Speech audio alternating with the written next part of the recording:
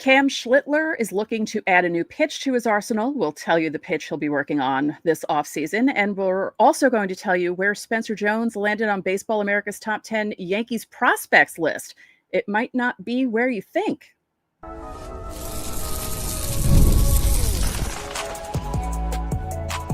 You are Locked On Yankees, your daily New York Yankees podcast. Part of the Locked On Podcast Network, your team every day.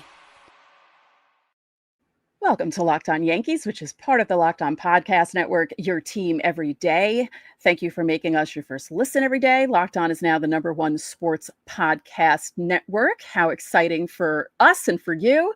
I'm Stacey Gotsulias. He's Brian McKeon. And what are we talking about today, Brian? Yeah, I'm coming into this episode of ours a little perturbed is the word I want, the SCT word of the day that I want to use. You'll understand in a little bit. I think you already know why. I think so. Today's episode is brought to you by FanDuel. $5 bet. I have the wrong copy here. $300 in bonus bets. Spend $300. You get $300 in bonus bets after you spend your $5 first bet. $5 bet on FanDuel. Yes, I should know that by heart. I apologize. Today's show, Devin Williams goes to the Mets. That's an interesting move. Sonny Gray dives headfirst into the Yankees-Red Sox rivalry. We'll tell you what he said. As I mentioned, Baseball America ranked their top 10 Yankees prospects. We'll tell you who made the list and where. But first, Boston's favorite son, Cam Schlittler, is looking to limit the trash talk this offseason and concentrating on adding a pitch to his arsenal. Yeah, it's quite impressive, the fact that he could potentially get better by adding some elite off-speed stuff. And there's no other guy I think you would trust more than Matt Blake to be in charge of Cam Schlittler adding to his arsenal. So this news is awfully exciting and kind of crazy to just have it out of nowhere, be really hearing about how he's going to add to his arsenal and how he's going to potentially get better and add things after this, like an unbelievable rookie year that he wound up having. And he only pitched for half the season. I'm really intrigued now to see what we wind up getting out of Cam Schlittler if he's able to develop this pitch in time. Yeah, so 2025, 2.96 ERA in 73 innings with 84 strikeouts. Yeah, not bad at all, right? Plus his performances in the playoffs. I mean, the performance that he put up in Game 3 of the wild card is one for the ages. You know, we talk about all the young pitchers who had performances like that in the playoffs. You saw it with Trey Savage too. And I feel as if the Yankees, if they made it further into the playoffs, you would have seen better performances from Cam Schlittler because he was just getting better and better. I think that playoff game kind of put him on the map nationally, where people started to really realize how good he was. But as Yankee fans, we kind of knew it already. Again, a 2.96 ERA. Really, he was available for the Yankees in the entire second half of the season. To be that good over that span of time, I mean, what was he on pace for? A 3 ERA with 180 strikeouts? Yeah. That's a really, really, really good season for a rookie. So if he adds a strikeout, if he adds a strikeout type pitch with the fastball that he already has, I mean, there's no telling where he can wind up going. Yeah, so the throwing program began a few weeks ago, and he primarily relied on his fastball, his 98-mile-an-hour four-seam fastball. He threw it 55% of the time. He threw a cutter 21% of the time and a curveball 15% of the time in 2025. Now, the pitch he's looking to add is either a changeup or a splitter, because he also has a sinker and a slider. He was still trying to figure out which pitch to develop. Now, it's interesting, though. Matt Blake thinks that the changeup is more likely because Schlittler struggled with the pronation of his wrist while he was tinkering with a splitter. I don't know if you know what pronation is. I have overpronation of my ankles, which means they fall in. So I'm assuming the pronation of the wrist has something to do with the position of it when he releases the pitches, and it wasn't working as well as it should, and it was probably giving him issues. Well, because the changeup is released more in a fastball type of grip when it comes to the way you throw the ball. Splitters are a little bit different. If he can incorporate a changeup again with the stuff that he already has, I mean, he becomes nearly unhittable with that kind of stuff. If you incorporate an off-speed pitch like that, the closest thing he has to an off-speed right now is a curveball, which again, he only throws 15% of the time. So if you incorporate an off-speed pitch like that and you can really keep hitters off balance, It's one thing he dominated last year a lot on his fastball, and 98 miles an hour. I was chuckling a little bit when you said that because 98 is I don't think being generous enough to Cam Schlittler because it felt like more often than not it was in triple figures. Right. So if he was able a lot to dominate with location and the velocity of that fastball. You put that ball up in the zone and tempt guys, no one's catching up to that in the major leagues. If you can incorporate an off-speed pitch like a changeup into that arsenal with that fastball, I mean, who's hitting you? So if he incorporates that pitch, it might take more than this one off season, but if he's able to test that come to the regular season and it starts working out for him, I mean, look out. If he can get that strikeout pitch up, there's no telling where he can go. Now, what's interesting about the splitter that he scrapped it in favor of that cutter that he threw 21% of the time in 2025 because it came more naturally to him and he stuck with it after the minor league season began. And also, Cam Schlittler was not a name that any of us really thought of at the beginning of the season. Yeah. And he came up big in so many situations for the Yankees. It was kind of like, oh, they're bringing this kid up. Yeah. And then we had talked about him a few times on the show just to kind of keep you guys aware of it when we were doing like Minors Monday segments and that kind of stuff. But it was never really a big talking point like he's going to make a major league appearance this year or affect the major league roster. So that's pretty impressive. I also want to mention too, the cutter. I wonder if that's an analytical type thing the Yankees are very interested in developing their guys. A lot of their guys have cutters they developed. I don't know if you guys remember, but towards the end of CC Sabathia's career, he credits his career being saved by developing a cutter later on. And that could have come from other things. Obviously, Mariano, I'm sure, had something to do with that too, with Pettit that in the also, organization. because he's buddies with Pettit. Yep. Pettit saved his career kind of with that cutter later on too, where he was able to develop that and pitch later on. So I do wonder if the cutter is something the Yankees emphasize a lot as an organization analytically, that it works a lot, or if it's something more that this could be something like having Eddie Pettit working for the organization that develops too. Like that you see a lot of their pitchers start to add cutters to their arsenal. It's something interesting that I want to keep an eye on. Yeah, because I always felt like, Mariano actually had, obviously had the cutter and he was really good at throwing it. And it was otherworldly compared to other people's cutters.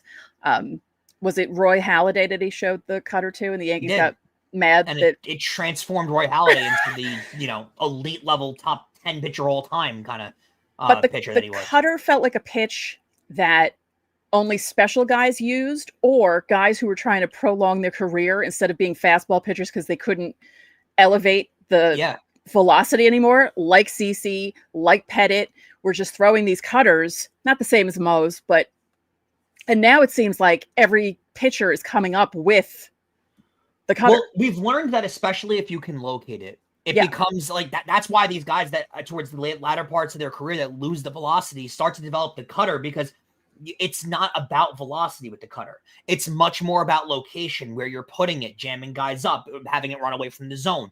It's a lot more about that than it is velocity. And that's why you saw guys. I mean, CC prolonged his career, 3 or 4 years by developing that cutter. And maybe it has something to do with Andy Pettit's been working with the organization for a few years now. Maybe he's been emphasizing that. I don't know what it is, but you're seeing it a lot more. Like you said, it's not a journeyman or a specific type of pitcher that throws the cutter now. Now a lot of the league throws it.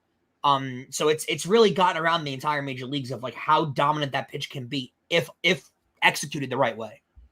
So this is interesting. Matt Blake said this about Schlittler developing the changeup. He said, we're trying to get him something that he can get below the barrel but can command. He added that he wants Schlittler to refine what he already has through a changeup, and he thinks that would help him against lefties because, quote, how do you avoid the foul ball war?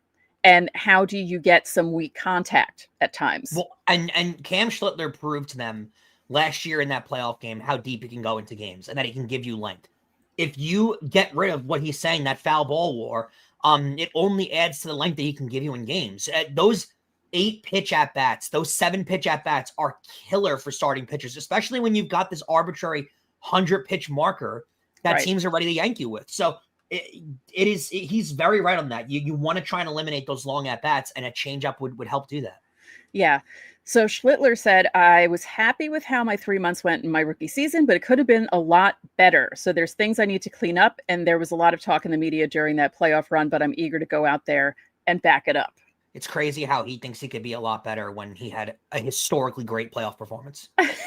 You want that, though. You don't want someone to be you want that complacent. kind of attitude. You want him to say, no, I can be better than that. Okay, so get 20 strikeouts in a playoff game. That would be... Prove it to us. Yeah. Just kidding. All right. Don't forget, subscribe to the channel, hit the like button on our videos, hit the notifications so you know when our videos go up. You could also listen to us on every podcasting platform available, and you can follow us on Instagram at Locked On Yankees. Coming up, Baseball America released their top 10 Yankees prospects list. We'll tell you who made it and where next. Guys, NFL Sundays move so fast, and one big play, and suddenly everything feels entirely different in the game. And that's what makes live betting with FanDuel so exciting. You're not just watching the game, you're reacting to it in real time. With FanDuel, you can place bets as the action unfolds, every drive, every momentum swing, every highlight moment, all available at once. You should see me on football Sundays. I'm always reacting to the live bets where I can get involved, if it's the right time to get in, if it's the wrong time to get in. Regardless, I love the live betting feature of these games. It's moving as the game is played, right? Every single play, every single drive, every single punt return, the live odds move. And how about Steelers-Ravens this weekend? You like Baltimore at that -6? I don't know. Divisional battle, 6 points. The Steelers coming off a bad performance might be a good backup time to get them at the plus money. There's live spreads, money lines just instantly, player props update as guys heat up. Plus, you can bet next touchdown scores, drive results, totals, and more. It keeps you locked into every snap, every drive, every possibility. So if you want to be right in the middle of the action this season, visit FanDuel.com and place your NFL bets live all season long. FanDuel, it's the game that moves fast, and so can you. Stacey, I find this stuff fascinating. First, I want to mention to all of you, thank you for making Locked On Yankees your first listen of the day. Thank you for making Locked On the #1 sports podcast network. Also, Fan Mail Friday this week is going to be another live edition. We kind of like doing this during the off season. So live, I believe we're doing, what time are we doing on Friday? We're going to do 6 or 6:30. You decide right now. 6:30. 6:30, boom. So right there, that's how production works in the radio industry. I just want to give you time to settle in when you get home from your 9 to 5. Beautiful. Exactly. So that's how the radio industry works. That's how producing works. We decide really quickly. There you go. Get your questions in by noon on Friday to Stacey so she can get them prepared for all of you. Ask us anything. We're open to all kinds of questions. Also, programming note, tomorrow's episode will have Keith McPherson, former WFAN host. He will be on with us to talk about his departure from WFAN, along with some Yankees offseason news. You guys are probably going to want to hear what he has to say about the Yankee offseason. And speaking of the Yankee offseason, Baseball America released their top 10 prospect list. And we got the Yankees top 10 prospects here, a listing of them. Stacey, want to take it away? Sure. So we're going to do more in depth for 1 through 6. There's a reason for this. And then we'll tell you the rest. But number 1 on Baseball America's top 10 for the Yankees is George Lombard Jr. Surprised to no one, right? Right. I don't think anyone's really surprised about that. Some people are a little surprised just because his numbers weren't that great when you look at certain aspects, but there were also good aspects to the secondary numbers. Because, you know, baseball fans, batting average still jumps out at you. So if you see that someone's batting average is low, you think they're not doing well. And sure, they're not hitting the ball as much, but maybe they're getting on base in a different way than hitting the ball, which is what George Lombard Jr. was doing. Again, and I've said this, if we did a drinking game on this show, I have told you guys, I think at least 150 times, George Lombard Jr. literally just turned 20. So he's still extremely young. He has time to make it to the majors. He has time to work on things. He's only at Somerset. So don't expect to see him too soon and don't give up on him at all. But again, they're saying he's number 1 in the system. So he's a good player. Yeah, and don't expect him to be moved unless it's for an elite level player. They're not touching him at all. Right. Now, the information that I got here was from Pinstripe Alley. They wrote a little bit of a blurb. They said that he struggled to find his footing once he was promoted to Double-A, where his lack of aggression at the plate and difficulties with high fastballs were exposed. He projects as a well-rounded bat with the potential to play some solid defense on the left side of the infield. As a shortstop, realistically, he's still at least another year away from the show. And we acknowledge that. We're aware of that. We're not getting our hopes up. let's try as a fan base to not do what we did with Anthony Volpe. Right.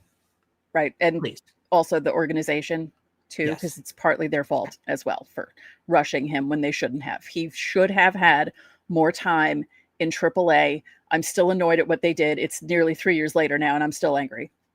And rightfully so. Yes. Number 2, Elmer Rodriguez, again, dropped the cruise. He was with Somerset at the end of the season. He was acquired from Boston in the Carlos Narvaez trade. He struck out 176 batters in 2024, which was the second most in the minors. Behind And Jonah Tong, I believe, right? I believe so. Yes. Yeah. Excuse me. Right. He was with Scranton, not Somerset. I confused him with Carlos LaGrange, who is coming up in a couple of picks. After finishing the year at AAA and getting added to the 40-man roster, the 22-year-old has a chance to make his debut in 2026. They're saying that his stuff is absolutely filthy, and they're quoting it as being an absolute steal in the Narvaez trade. That the Red Sox might have. This is the benefit the Yankees had out of all that catching depth they had like 2 years ago. They had being so able much to get- catching depth. Yeah, and now look at this. I mean, you're getting, and you were hoping that you weren't going to trade one of those catchers and they were going to become a superstar somewhere. Now, Carlos Narvaez had a nice year. He was solid for the Red Sox. But you saw a lot of Yankee fans talking on social media about how did they move this guy? Of course, they trade him to the Red Sox. Let's see what Elmer Rodriguez looks like this year. Because if he's out there dominating and he makes this major league roster, might be totally worth it to give up a catcher when you have all that depth. Number 3, infielder Dax Kilby. He was drafted this past season for the Yankees. He's 18 years old. He was a high school student when they drafted him. He was with Tampa. Now, granted, this is a very small sample size. 16 games with Tampa. He hit 353, 457, 441, and 81 plate appearances with a 16% walk rate, a 13.6% strikeout rate. He also stole 16 bases in 17 attempts in a small sample size. The strikeout rate being 13.6% is unbelievably impressive to move up a level like that. And he hasn't played at the college level yet. So to go straight into the minor leagues with Tampa and have that low of a strikeout rate where he's probably seeing better pitchers than he's ever seen at the high school level, that's pretty damn impressive. I know people are really high on him. We'll see what he ends up becoming because those are really impressive numbers. And to be the number 3 prospect in the Yankee system already, that's a pretty big deal. Up next at number 4, right-hander Carlos LaGrange. He was impressive during his time with both Hudson Valley and Somerset. He was on both levels. Combined, he was 11-8 with a 3.53 ERA. He had a 3.22 when he's with Somerset, a 4.10 with Hudson Valley. Isn't it weird how the numbers go down when he goes up a level? Yeah, you would think it would go the other way. Talent. Yeah, exactly. So that's kind of odd how that worked out. He's another guy. People love him. People say the stuff that apparently that curveball that he throws is unbelievable. He has a 12.6 that is. I don't know how I could properly use this analogy because 12.6 is referencing a clock dropping from the top of the clock to the bottom of the clock. But I guess try and picture it like an 18.6. That doesn't make a lot of sense to people because 18 is 6 reversed in military time. But picture the 18 above the 12. That's how much this ball is dropping. Oh, right. So, if you're looking at like almost like an let's eye chart where upwards, the 6 like an eye chart, exactly. 18.6. That's what his curveball is being compared to. That's how much the drop is in this ball. That makes sense. That's pretty much that's pretty exciting to look forward to. Number 5, right-hander Ben Hess. At Somerset. He was also promoted from Hudson Valley to Somerset in 2025, like LaGrange. Now listen to this. Between the two levels, he threw 103 1/3 innings, and he had 139 strikeouts. That's exactly what the Yankees are looking for. Like that is their development system showing its proof right there. It's right there in the numbers, right? This is one of those guys, if you're a Yankee fan and you're hoping that they make a trade this offseason, this is the guy mentioned in a ton of potential packages that are going back to other teams for big-time players. People around the major leagues are obsessed with this guy. So I don't know if he ever makes a major league debut in a Yankee uniform because the entire league is obsessed with acquiring him one day. So we'll see. But his prognosis looks really, really, really good for the future. And he only just turned 23 in September, so he's still pretty young. Yeah. Number 6. I told you guys there was a reason why I did this. Spencer Jones, number 6, according to Baseball America. The thing that I was fascinated by, I saw someone make this comment about Spencer Jones. It's that his swing decisions hurt him, which is why his strikeout rate is so high. That he sort of loses it a bit sometimes. Like sometimes he'll have a pitcher where he wants to have the pitcher, and then he falls for what the pitcher is offering him, and he swings at pitches he shouldn't swing at. Yeah, that's. I'm going to be honest with you. It's not a great sign. No, like at all. I mentioned this 2 years ago, almost right when I started the show, and I'm sure you remember it. I certainly do. I got killed by our fan base, Locked On Yankees fan base, for even suggesting they think about moving Spencer Jones. Mm-hmm. I'm still sticking to that. I don't know if a guy with a strikeout rate this high plays at the major league level. I don't know if that. Listen, he might get called up and hit 25 home runs, but he might strike out 220 times. And is that worth the trade-off? Right. And if he's getting fooled by double and triple A guys, Stacey, he's going to get abused by major league pitching.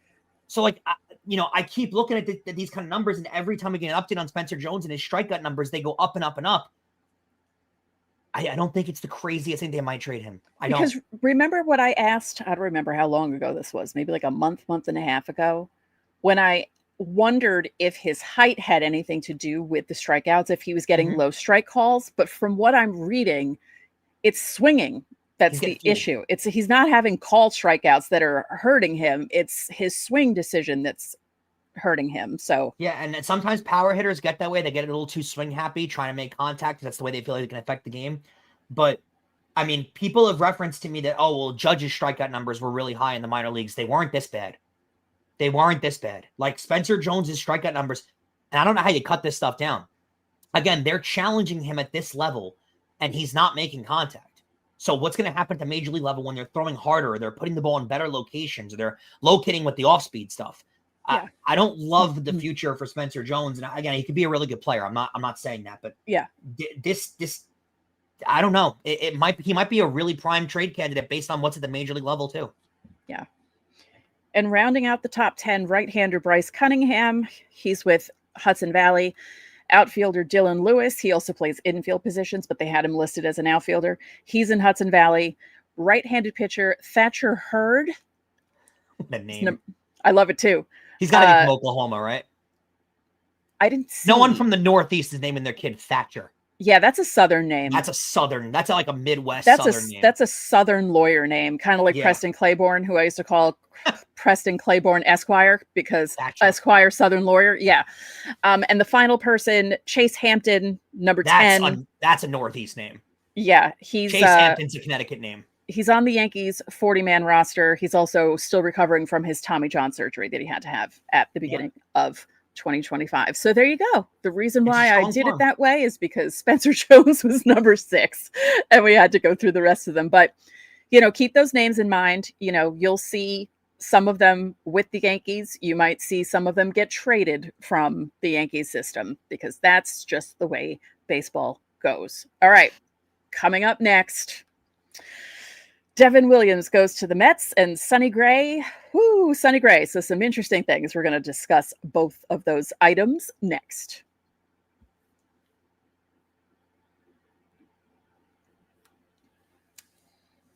So can I say something about this first? Yeah, please. I have something to mention too, by the way, but go ahead. I found it adorable, and the insiders know I love them, but I found it adorable that some of them thought we should have had an emergency podcast about Devin Williams going to the Mets. And I said to them, not important enough. No, it's not. We'll do emergency shows. No offense to Devin Williams, but no offense to Devin Williams. He was horrible as a Yankee. So, offense to Devin Williams. We don't need to do an emergency show for Devin Williams. Sorry, not sorry. Can I mention too? Congratulations are in order for Alek Manoah, who signs a contract with the Los Angeles Angels, 1 year, $1.95 million. I mean, here's my question for that, just before we get into the other stuff. Why? What are the why are the Angels paying him $2 million? That's a lot. That's a lot for someone who's barely thrown a major league pitch ball last year, like 2 years ago. Since 2023, right? Was it the last time that he was actually throwing with the Blue Jays? In 2023, at the end of the year, he got lit up in independent ball. That's not single A, that's not high A, that's not double A, that's not triple A, it's independent ball. I don't know why you'd pay him $2 million, but congrats to Alek Manoah. That's a steal to get that. And it's such an Angels move, isn't it? Oh, but 100%. Here's our effort at getting pitching while we try to get Anthony Rendon out of that heinous contract he signed. Wow. Speaking of heinous contracts, we'll circle back to where we started this segment at. Devin Williams, 3 years, $45 million. It's really 50 with the signing bonus, which he'll get because there are no opt-outs, no team options, no opt-outs for the player. 3 years of guaranteed money, guaranteeing that he is a Met for the next 3 years. We've talked about it all offseason, about the money that's going to be there in the reliever market. Yeah, that is an insane amount of money for a guy who had the worst year of his career in the same city. So if there's any debate of whether or not he can pitch in a big market, the Mets are doubling down thinking he can, because that is and I don't think it necessarily is big market syndrome, but Stacey, we can't ignore that the worst year of his career happened in a big market. And before that, he was in Milwaukee his whole career. So I don't know if that's a thing, but the Mets are doubling down that the big market's not a problem. We know it's going to be a big reliever market. We're aware of that. We stated it, but I'm sorry. After Ryan Helsley gets $14 million the day before, Devin Williams comes back and does him one better with $15 million per year for a guy that just had a down year. I don't get it from a Met perspective. And if they get Edwin Diaz back, Devin Williams is a nice addition in the eighth inning. And apparently Devin Williams is very comfortable with being an eighth inning guy. So there's no problem in that. But that is a crazy amount of money for a middle relief setup arm. Right. Like, don't automatically think that because the Mets got Devin Williams that Edwin Diaz isn't going to be re-signed. Because and I think he's going to be re-signed. I think they're going to pay what their goal is, to have him, Edwin Diaz, follow up Devin Williams in that rotation, which is fine. It's a good back end of your bullpen, but they're going to have to pay Edwin Diaz like $23 million, something like that, right? It's over 20 for sure, because he just opted out of 20. So that means you're investing nearly $40 million in the eighth, ninth inning guys. That's a crazy amount of money to be investing in that spot. And I don't hate the Mets bullpen, but $45 million for 3 years of Devin Williams after he just had an awful year in the Bronx. From a Yankee perspective, sayonara. Like, I'm very glad that wasn't the deal. We were saying if they brought Devin Williams back for $8 million a year on a 1-year deal, I would have took it. A prove yourself situation, absolutely. This, good riddance. I'm not paying him $15 million a year. Speaking of having bad years in New York. Yeah, you can read this because I can't. This is horrible. Okay, well, Sonny Gray came out and dissed the Yankees, basically saying, I never wanted to go there in the first place. It feels good to me to go to a place where it's easy to hate the Yankees. Now, this is funny because in 2017, when he was traded to the Yankees, he wrote a whole essay for the Players Tribune. And this is what he said about the Yankees. One of the baseball teams that really meant something to me growing up was the 2009 Yankees, the World Series winner with CeCe and A.J. Burnett at the top of the rotation. That was the year after I had graduated high school and had gotten drafted and then decided to go to college. And it was right around the age where I was really trying to figure out if baseball was something that I could turn into a career. And I just remember loving to watch that Yankees team as they made their run that year and being so impressed by them. And I guess kind of pumped up about baseball by them, just getting very caught up in it. And then he added, I find that ironic, just really quickly, like debating if you were going to have a baseball career. The guy went to Vanderbilt on a full ride. Go on with the next one. That's just crazy. And he said, and so it's pretty cool to look back on that time and now think about how 8 years later, I got traded to the Yankees in the middle of a pennant race. If he didn't want to go to New York in the first place, he could have told the Players Tribune no thanks when they asked him to write that essay for them. So what is he even talking about? Yeah, they gave up a haul of prospects to get him. And I remember him being really happy when he got here. I can see him saying what he said about the Yankees because of what happened with them trying to change his pitching, and it kind of screwed him up. But to say that he never wanted to be there in the first place, that's what gets to me. Yeah. This one's hard for me because Sonny Gray, I have stated many times, one of my favorite pitchers ever. I love Sonny Gray. I loved him since he was in Oakland. I was really happy when they finally got him. I think a lot of this has to do with being sour on the way the Yankee organization treated him, which, by the way, me and Stacey have mentioned multiple times on this show. The Yankees screwed him up. Oh, yeah. Like the Yankees analytically messed him up by trying to get him to throw his off-speed stuff more when that was not what he was comfortable with. Mm-hmm. It didn't work, and look what wound up happening. Because every stop that he's had since being a Yankee, he's been awesome, no matter where he's been. So I don't, I think that's why he's sour on the Yankees, is because of the way that his run went, and he feels like they screwed his career up. And quite frankly, he's bounced from destination to destination since being a Yankee. It was Cincinnati, it was Minnesota, it was St. Louis, now it's Boston. Whereas if he would have stayed in Oakland and had the numbers he had and became a free agent, he might have got a $200 million+ deal. There's a chance he would have, because he was one of the top young pitchers in the game and he was dominating while he was in Oakland. And Oakland wasn't that involved when he was pitching, so they were kind of letting him do whatever he wants out there, and it was working. The Yankees were much more involved, and they kind of screwed it up. Right. I don't think that he never wanted to be a Yankee. I don't believe that. I think a lot of players grow up wanting to be Yankees, and he's from the South. Again, I don't like the comments about I didn't know if I was going to be a major leaguer or not. Dude, if you were recruited in high school by Vanderbilt, which is a baseball factory, you knew you were going to play pro baseball, or you knew you were going to get drafted. He got drafted in high school. Like, stop. Calm it down. That Vanderbilt team, by the way, had him and David Price on it. So, like, think about how good that Vanderbilt team was. So that's a little ridiculous. He knew he was one of the top recruits in the entire country, pitcher-wise. He knew he was going to be a baseball player. It's sad, and we'll see what winds up happening when the Yankees. I'll tell you this: I saw a lot of Yankee fans out there on social media yesterday or earlier today, when these comments made the rounds. Can't wait for the Yankees to score 9 earned against him. Can't wait to see what happens. Careful what you wish for. Because Sonny Gray has the exact arsenal the Yankees historically always struggle against, which is like heavy off-speed pitch that are really located well. The Yankees tend to not hit those guys very well. And also, former Yankees have a really good track record against the Yankees. So we'll see what winds up happening in that scenario when they eventually face each other. But, I mean, if you wanted to fly under the radar, which is supposedly what Sonny Gray loved doing when he was at the Yankees, this is not not the right move to go after the fans. I mean, he dove headfirst into this rivalry. Talk about scorched earth for pickles. I don't know if I love it from his perspective, but yeah, hey, we are. Yeah, have fun with that, Sonny Gray. So thank you for making Locked On Yankees your first listen every day. For your second listen, find Locked On MLB, where there is no offseason. Sully keeps you up to date on contract negotiations, rumors, and everything you need to be the most informed Major League Baseball fan. You can find Locked On MLB on YouTube or wherever you listen to your podcasts. It's part of the Locked On Podcast Network, your team every day. Reminder, Keith McPherson will be on the show tomorrow, and then get those questions in for Fan Mail Friday, however you can. Insiders, you know the drill. And if you're on YouTube, quickly